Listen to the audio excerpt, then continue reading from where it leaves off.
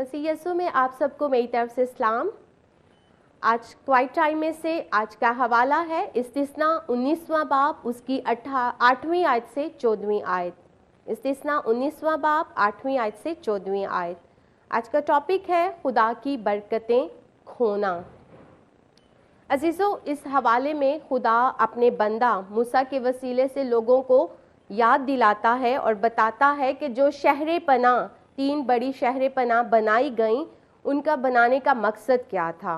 उनका मकसद ये था, वो इस बात पर जोर देते हैं कि वहाँ वो जाकर पना ले लें, वहाँ अपने आप को महफूज कर लें। लेकिन इसका ये मकसद नहीं कि खुदा हम पर रहम करता है और हम इस रहम का नाजायज़ फ़ायदा उठाएं और जब दिल चाहे हम गुनाह करें।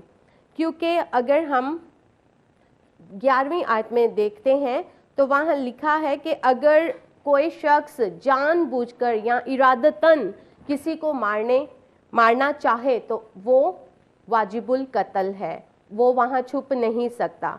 अगर कोई शख्स किसी को जानबूझकर या अपने हमसाय या दोस्त को जानबूझकर मारने के लिए तैयार होता है या मंसूबा बनाता है और वो फिर छुप जाता है, उस शहर पना में जाकर पना ले लेता है, तो वहाँ के जो बुजुर्ग हैं, 12वीं आयत में लिखा है, वहाँ के बुजुर्ग जाकर उसे वहाँ से पकड़ लाएं और उसे उसके रिश्तेदारों के, जिस शख्स को उसने कत्ल किया है, उसके रिश्तेदारों के हवाले करें ताकि वो उसे कत्ल करें। इस सूरत में वो वाजिबुल कत्ल है क्योंकि उसने जानबूझकर ये कत्ल किया था।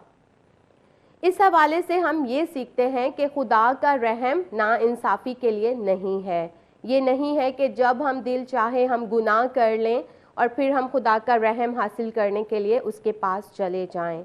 इस हवाले से हम ये सीखते हैं कि हमें जब खुदा ने हमें बचने का या बचाने का मौका दिया है तो हमें उसको नाजायज़ इस्तेमाल नहीं करना, बल्कि हमें उसके पास आना है, उससे माफ़ी मांगनी है। लेकिन इसका ये मतलब नहीं कि जब दिल चाहे हम गुनाह कर लें और कहें कि यीशु या खुदा तो हमें माफ़ कर देगा, वो हम पर रहम करता है।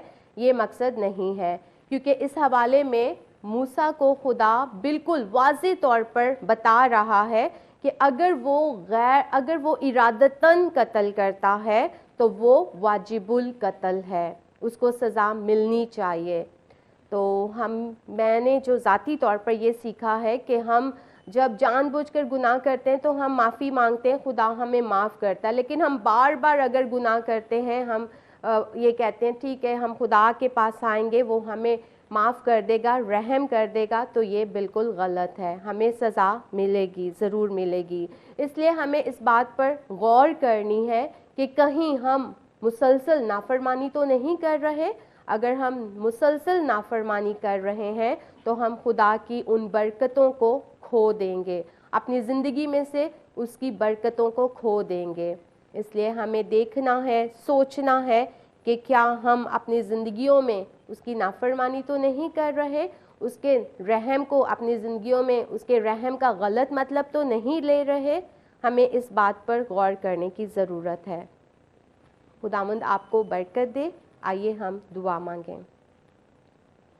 मेहरबान जलाली खुदावंद, तेरा शुक्रिया अदा करते हैं तेरे उस बड़े रहम के लिए जो तूने हम पर कर दिया, जिसके हम हकदार तो ना थे लेकिन तूने फिर भी हम पर रहम किया। ए खुदा, हम इस रहम का नाजायज़ फ़ायदा ना उठाएं, बल्कि खुदावंद हम इस रहम के बारे में गहरे तौर पर सोच कर खुदा वफ़ादारी से खुदावंद ताबेदारी के साथ अपनी ज़िंदगियों को गुजारें। ए खुदा, तेरा शुक्र करते हैं इस बड़ी बात के लिए। अगर खुदावंद हमारी ज़िंदगियों में, मेरी ज़िंदगी में, हम सब की ज़िंदगी में कोई नाफरमानी है, कोई ऐसा गुनाह है जो खुदा हम मुसलसल या छुप कर करते हैं और हम सोचते हैं कि हम तो तेरे पास आ जाएंगे और तू हमें माफ़ कर देगा, हम खुदावंद इस बात पर गौर करें। अगर हमारी ज़िंदगियों में खुदावंद मंसूबे के तहत कोई गुनाह है तो खुदावंद तू हमें माफ़ कर और खुदावंद हम उससे तौबा करें और दोबारा उस गुनाह की तरफ ना जाएं, ताकि खुदा हम तेरी उन बरकतों को अपनी ज़िंदगियों में से खो ना दें। तेरा शुक्र करते हैं इस कलाम के वसीला से हम सबको बरकत दे और इस पर अमल करने का हमें फजल अता कर। यीशु के नाम से मांगते हैं, आमीन।